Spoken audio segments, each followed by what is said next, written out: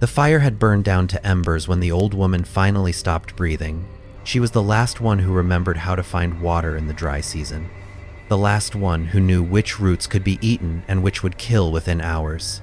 The last one who carried the songs that mapped the territory for 100 miles in every direction. But she was not truly the last. Beside her sat a girl of 9 years, and that girl had been listening since she could first form words. She knew the water song. She knew the root lore. She knew things she did not even realize she knew. Patterns absorbed through years of watching, following, imitating. When morning came, that child would lead her people to water.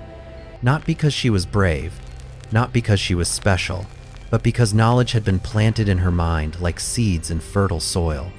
This is a story we have forgotten how to tell. Across the modern world, we speak of children as dependents, as consumers of resources, as futures waiting to unfold. We measure their value in potential, in what they might someday become. But for the vast majority of human existence, children were not waiting for anything. They were actively essential to survival in the present tense. They were workers, memory keepers, cultural vessels, and biological insurance policies all at once. This is the hidden history of childhood. This is why children were the most important survival tool humanity ever developed. To understand this story, we must first abandon everything we think we know about what childhood means. The protected, educated, play-centered childhood familiar to modern Western societies is an invention of the last 2 centuries. Before industrialization, before compulsory schooling, before child labor laws transformed the economic landscape, children occupied a radically different position in human communities. They were small adults with developing capabilities, and those capabilities were put to use from the earliest possible age. Archaeological evidence tells us that children in prehistoric societies began contributing to food acquisition as young as 3 years old. Tiny fingerprints found pressed into ancient clay pots reveal that toddlers helped with ceramic production. Wear patterns on juvenile bones show repetitive stress from grinding grain, hauling water, tending fires. These children were not playing at work. They were working. The caloric mathematics of survival demanded it. In subsistence economies, every able body matters. A child of 5 can gather enough wild foods to offset their own caloric needs. By 8, most children in traditional societies produce more calories than they consume. By 12, they often approach adult-level productivity in many tasks. Families were not complete without children, because families could not function without children. Consider the San peoples of the Kalahari, whose traditional lifestyle offers a window into patterns that once characterized all of humanity. San children begin foraging alongside adults almost as soon as they can walk. Their small size proves advantageous in certain tasks, as they can squeeze into dense thickets where fruits hide from larger harvesters. Their keen eyesight spots small game that older eyes might miss. Their energy, seemingly inexhaustible, powers long-gathering expeditions that would exhaust any single adult. By adolescence, San young people possess an encyclopedic knowledge of hundreds of plant species, animal behaviors, water sources, and seasonal patterns. This knowledge accumulates over years of observation and practice. It cannot be taught in a classroom.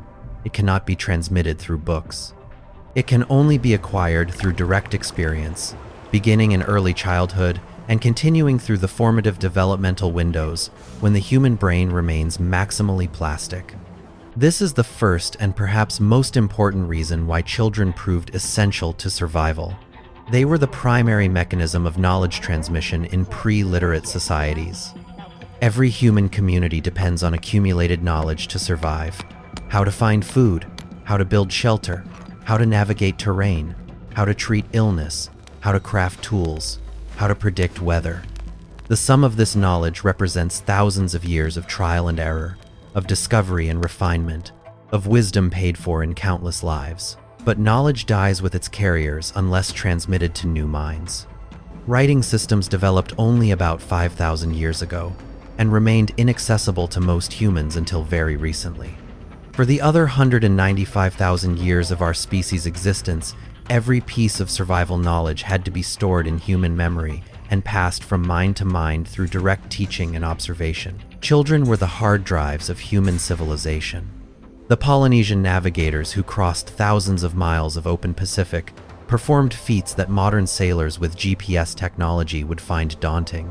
They read wave patterns, star positions, bird flight paths, and water temperatures to locate islands invisible below the horizon.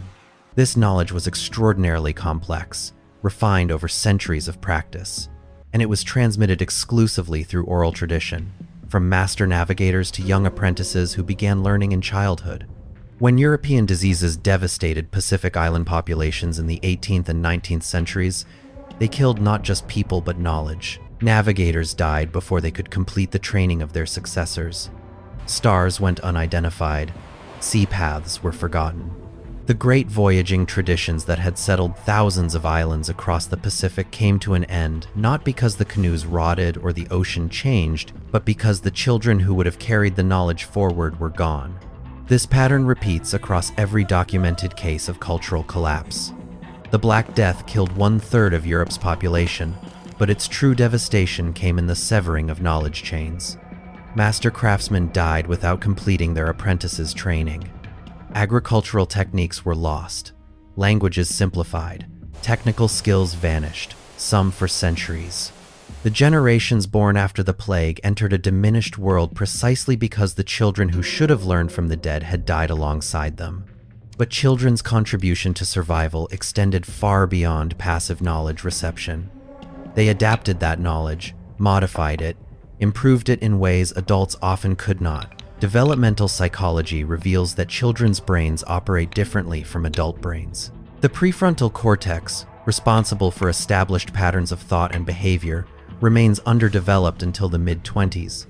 This apparent limitation is actually an advantage in changing environments. Children are natural experimenters. They try new approaches that adults would dismiss as impossible or impractical.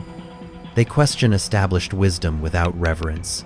This cognitive flexibility proved crucial during environmental crises, resource shifts, and forced migrations. When the ancestral Puebloans of the American Southwest faced severe drought in the 13th century, their society underwent massive transformation. The old patterns of settlement and subsistence no longer functioned. New strategies had to be developed rapidly.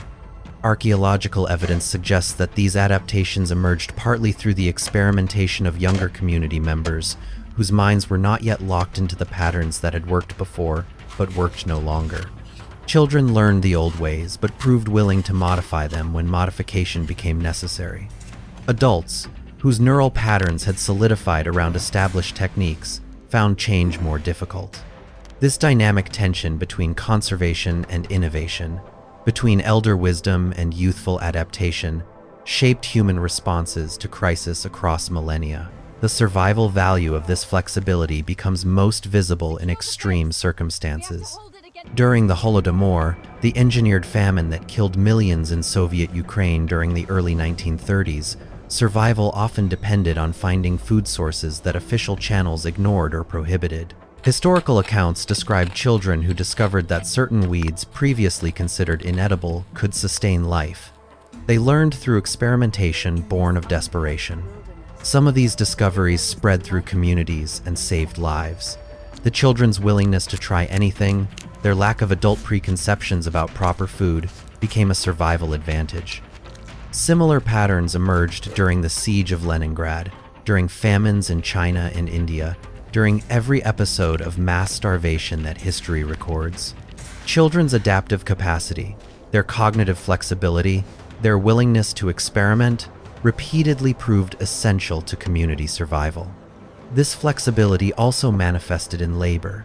Children's bodies, though small, possessed unique advantages that adults could not replicate. In traditional fishing communities from Portugal to Japan, children performed tasks impossible for adult bodies. They climbed rigging where larger frames could not balance. They dove into shallow reef systems too tight for adult swimmers. Their small fingers excelled at mending nets, threading hooks, sorting catches. The fishing economy literally could not function without child labor. Mining operations across the ancient and medieval worlds depended on children to work narrow shafts that adult miners could not enter. Textile production relied on small hands for delicate spinning and weaving operations. Agriculture required children for tasks matched to their stature, weeding between dense crops, harvesting low-growing fruits, chasing birds from ripening fields. We must be careful not to romanticize this history. Child labor was often exploitative, dangerous, and cruel. Industrial-era factories and mines killed and maimed children by the thousands. But beneath the later exploitation lay an older reality. Human communities developed in contexts where children's labor was genuinely necessary for survival. The exploitation came when industrial economies extracted that labor for profit rather than subsistence, when children worked to enrich owners rather than to feed their families. The original pattern was different. Children worked because everyone worked. Children contributed because survival required all contributions. The family functioned as an economic unit in which each member, regardless of age, played essential roles matched to their developing capabilities. This brings us to the most fundamental reason why children constituted humanity's primary survival tool. Without children, there is no future. Without children, every community is a single generation from extinction. Biological reproduction seems obvious, but its survival implications run far deeper than simple population replacement. Children represented hope in a way that nothing else could. They gave adults reasons to endure hardship that they might not have endured for themselves alone. Viktor Frankl, the psychiatrist who survived Auschwitz, observed that prisoners who maintained some purpose, some reason to survive, fared better than those who lost all sense of meaning. Throughout history, across countless survival situations, children provided that meaning. Parents endured for children. Communities sacrificed for children. Individuals who might have surrendered to despair kept struggling because small lives depended on their struggle. This psychological dynamic translated directly into physical survival outcomes. During the Donner Party disaster of 1846, when a group of American pioneers became trapped in the Sierra Nevada mountains during winter, the survival patterns were stark. Children under 15 survived at markedly higher rates than adults. This was not because they were given preferential access to food. It was because adults gave them preferential access to food. Adults sacrificed their own survival to ensure children's survival. And in many cases, those adults survived precisely because the responsibility kept them fighting. The presence of children altered adult behavior in ways that enhanced collective survival. Adults took fewer risks. They cooperated more effectively. They shared resources more equitably. Evolutionary psychology suggests this pattern is hardwired into human nature. We are literally built to sacrifice for children, and this sacrificial instinct serves survival at the group level. Societies that failed to invest in children paid the ultimate price. The late Roman Empire experienced falling birth rates among its citizen population. Contraception, infanticide, and declining marriage rates all contributed to demographic decline.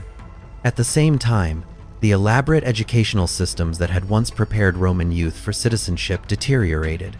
Children were increasingly seen as economic burdens rather than essential investments. The collapse, when it came, was overdetermined by many factors. But the failure to reproduce both biologically and culturally left Roman society unable to replace its losses. The legions could not be staffed, the administration could not be maintained. The knowledge required to run a complex civilization could not be transmitted. Rome died, in part, because it stopped investing in its children. Every civilization that has ever fallen can trace elements of its collapse to the breakdown of child-centered survival systems. Every civilization that has endured did so by maintaining those systems across generations. We stand now at a peculiar moment in human history. In wealthy nations, children have become economically unnecessary in ways that would have been inconceivable to our ancestors. They do not work. They do not produce. Their labor is prohibited, their education extended, their entry into productive life delayed by decades. At the same time, birth rates in these nations have fallen below replacement level. Many societies that once teemed with children now face demographic decline, aging populations, and the slow erosion of cultural transmission that happens when there are too few young minds to carry old knowledge forward. Perhaps we have forgotten something essential. Perhaps in liberating children from labor and dependence, we also severed our understanding of their vital role in human survival. They were never merely mouths to feed. They were never simply futures waiting to happen. They were active participants in the present, workers and learners and adapters and innovators, carrying knowledge across the chasm of death, giving meaning to adult struggle, ensuring that the human story would continue. The old woman by the fire knew this as she breathed her last. She had done her work. She had planted the seeds of knowledge in young soil. The water song would be sung again. The root lore would be remembered. Life would find its way forward, as it always had, carried in the minds and hands and hearts of children. They were not our future. They were our survival itself.